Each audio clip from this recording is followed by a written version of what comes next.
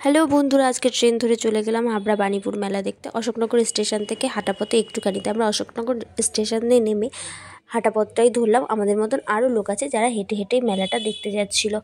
তো আমরা বাণীপুর মেলার পেছন দিকটা থেকে ঢুকেছিলাম। তো আস্তে আস্তে আমরা মেলার মধ্যে ঢুকলাম। মেলায় ছিল প্রচণ্ড পরিমাণে ভিড় সেদিন।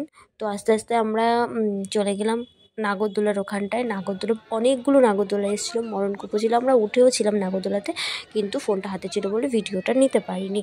তারপরে আমরা আস্তে আস্তে চলে গেলাম প্রদর্শনী মেলাতে। এখানে কৃষি প্রদর্শনী, হস্তশিল্প, স্কুল থেকে স্টুডেন্ট এসেছিলো, তো তাদেরও অনেক কিছু জিনিসপত্র ছিল। পুরো ভিডিওটা আমরা কভার করতে পারিনি। আস্তে আস্তে চলে গেলাম আমরা বাণীপুরের যে মেন গেট ওখানটাতে। তো এটা মেন গেট ছিল মেলার।